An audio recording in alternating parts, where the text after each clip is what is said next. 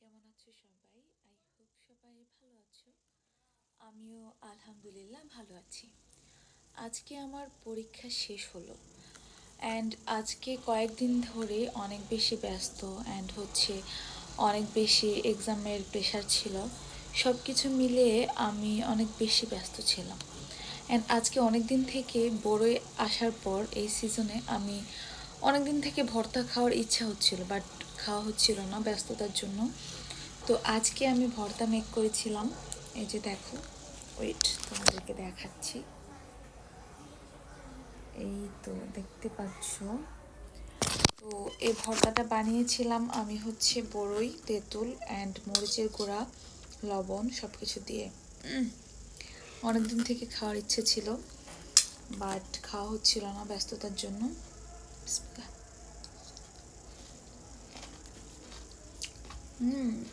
অনেক মজা।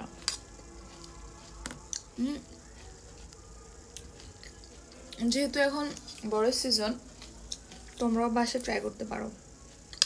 আচ্ছা, ছোটবেলায় যখন গ্রামে থাকতাম দাদু বাড়িতে, তখন আমার বড় কাজিন বোনেরা সবাই মিলে গাছ থেকে বড়ই অ্যান্ড তেঁতুল দিয়ে দুপুরবেলা এই ভর্তাটা বানাতো অ্যান্ড এই ভর্তাটা অনেক মজা করে খেতাম। বাট এখন বড় হয়ে গেছি আর যেহেতু শহরে থাকি অ্যান্ড সব কিছু মেলায় ব্যস্ততা, আগের মতো ওইভাবে বানিয়ে খাওয়া হয় না। আর সাধারণত এই ভর্তাগুলো অনেকে মিলে খেলে ভাল লাগে।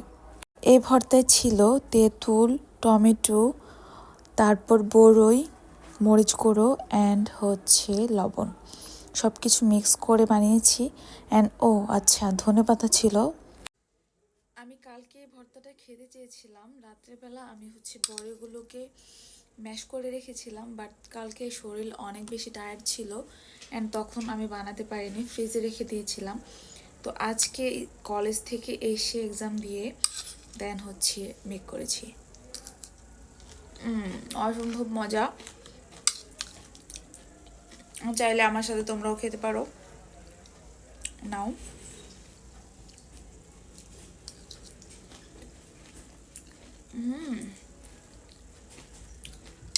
অনেক টেস্টি। তোমরাও চাইলে এই সব উপকরণ দিয়ে বাসায় ট্রাই করতে পারো। আই হোপ তোমাদের কাছে ভালো লাগবে।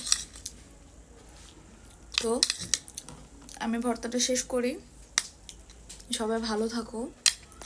আবারও ইনশাল্লাহ দেখা হবে আরও একটি নতুন ভিডিওতে। আল্লাহ হাফিজ।